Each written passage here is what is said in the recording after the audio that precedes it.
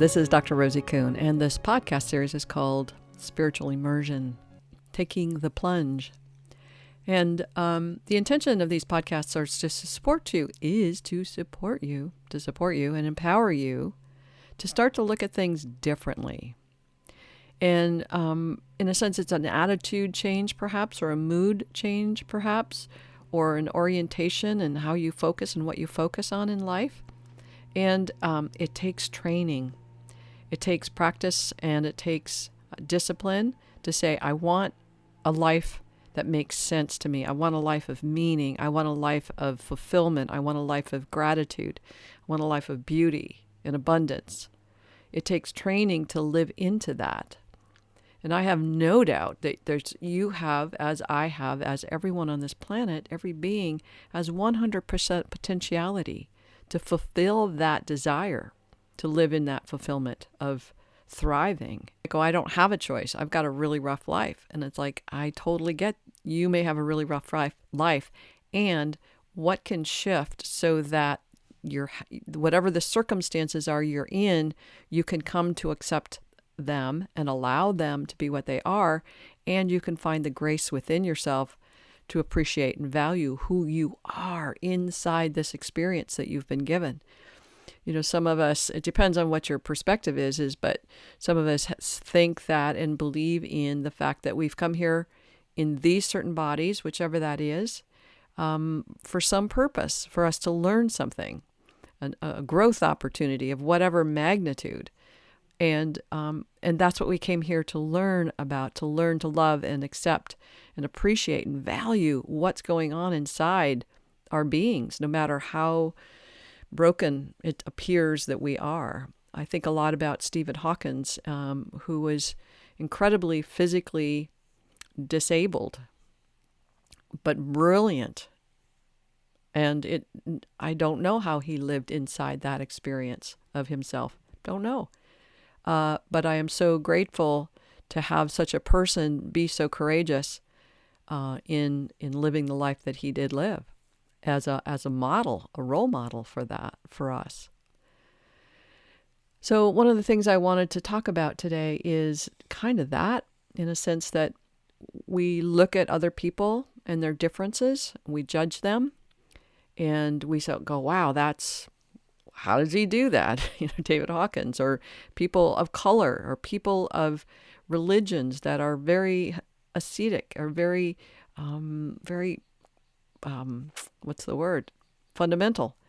Some lifestyles and choices that are very different from us. And we can say, that's really stupid, or that's really hard, or that's really, I don't know how they do it. And how we value them, how we see their worth, how we see their differences as something that contributes to life on the planet, life and fulfillment on the planet. That's where we come to know ourselves in the same way. So in a sense, there's a lot of people who are judging, especially around the political situation here in the United States. It's all political, or the environmental, or places of business, or places, men, women, sexes, anywhere we have interpretations. And where we have interpretations, 90% of them happen to be negative, usually, or judgments about people. The funny thing is, I found this really funny when I read this in the Course in Miracles, is we see something or see someone and make an interpretation before we even have a chance to really be present to that person. So our interpretations come so quickly that what we're actually experiencing and working with are our own interpretations versus the reality of the individual that shows up in front of us. That's really tremendous in terms of, wow, I don't even get to see the person who's in front of me, whether it's a person of color, a different religion, a different language, a disability, whatever that is. I don't even get to have my own true, authentic response. I'm responding to my own interpretations.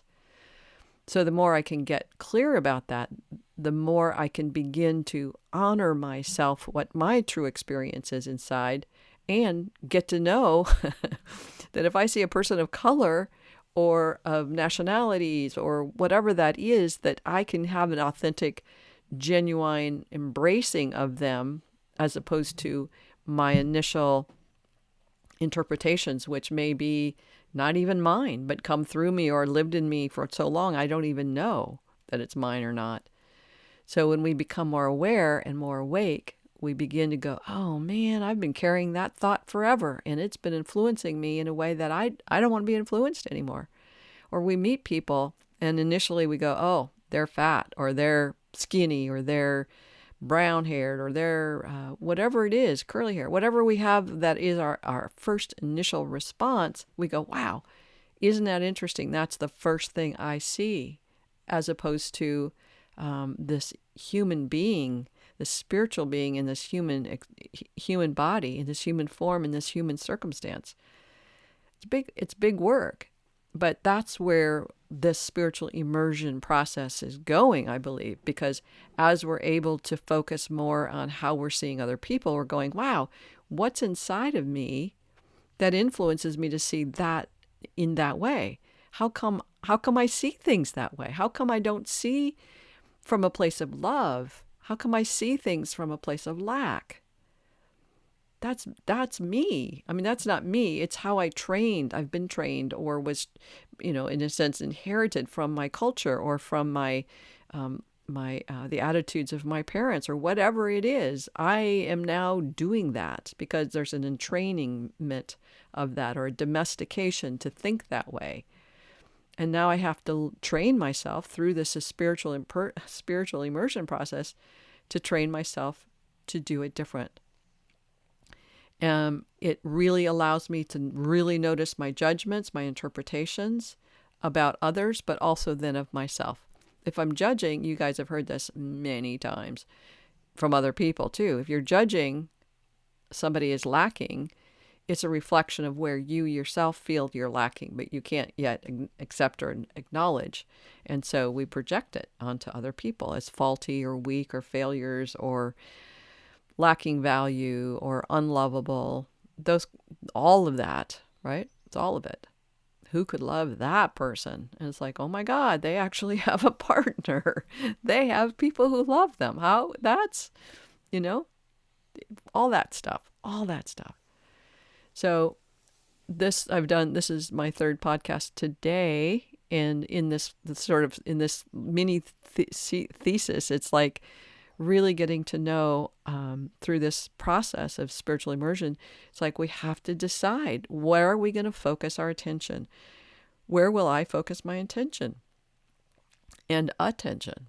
Will it be on how I got nothing to do today? It's a Labor Day weekend and nobody's around, and man, it's kind of quiet, and it's not even sunny out. It's supposed to be sunny. I can go on and on and on about that. Or I can go, all right, I can do some podcasts today, hang out with you guys, can make a great lunch, have a friend over for dinner later on, maybe get some painting in, and all kinds of good stuff happening. It's not sunny, which means I don't have to worry about it being too hot. All kinds of things I can be grateful for. It just is a matter of where we put our focus and attention, and how I see myself as worthy of a great day, how I see all of us as worthy and in perfect love. In the Course in Miracles, it says, I am as God created me, and I'm perfect love. And I am perfect love. And everyone on the planet is perfect love.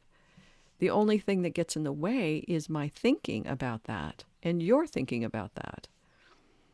And we're all having the same challenge of getting to see ourselves as perfect love.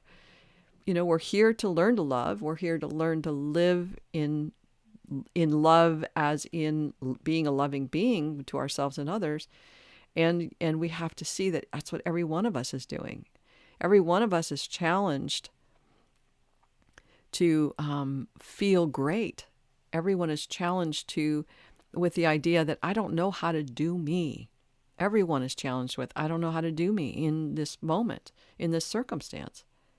Every single one. If you're sitting someplace listening to this, just look around and see the people around you. They are struggling too with, I don't know how to do me. I don't know how to be me in this circumstance. And we can begin to have compassion for them as much as, if not more, for ourselves. And the more compassion we have for ourselves, it kind of grows. More we have compassion for ourselves, it automatically responds to more compassion for other people.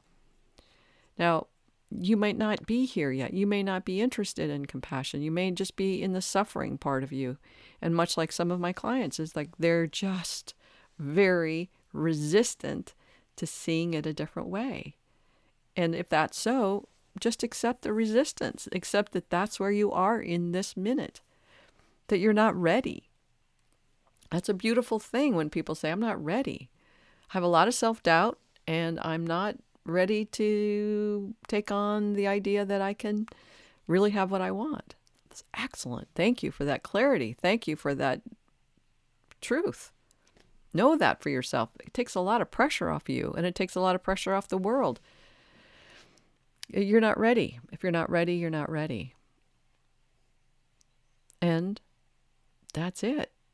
Just keep doing what you're doing. Keep on trucking on. And I don't mean that in any way, but just keep being you in the you that you are, and see what unfolds.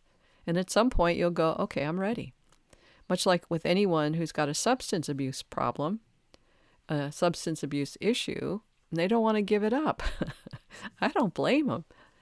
I don't blame them, because having some place to go where you can be in denial and ignorance and avoidance of what it feels like to be in this human body, it is what it is. But at some point you realize, hey, this is harming me more than it is helping me.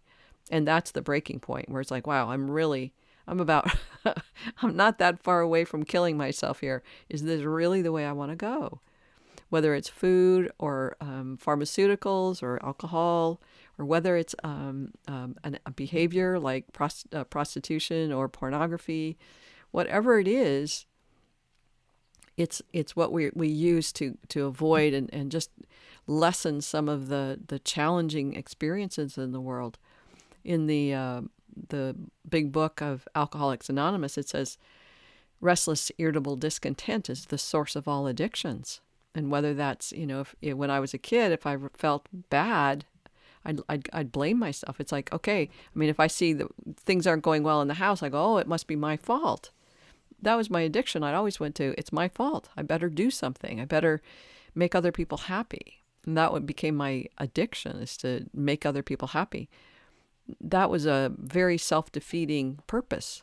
In a sense, I learned to survive that way, but it didn't grow my capacity to love myself. It just continued that sense like there's something wrong with me, so I better keep looking good so that other people don't reject me. That's that. So what I want for you, it's going to take the time it takes. It's going to take, when you're ready, you'll be ready. And then you'll be ready for as long as you're ready, and then you might take a dive again. Can't tell you the number of times I've fallen off the wagon with whatever addiction I'm working on, or habit or patterning I'm working on. I give up sugar and wheat, and I do really well, and then all of a sudden it's like, no, I want a hamburger or a hot dog with a hot dog bun. Oh my God. So I do that. And I can call it falling off the wagon, but it's like, no, it's a choice to do that. Anyway, we have all ways of being on the planet, and I am just extraordinarily honoring of you being you and having the experience that you're having. And just know, if nothing else, that I know you are having that experience. And for myself, I'm grateful. And I'm sending you big hugs and love and prayers. And I'll talk to you soon. Bye for now.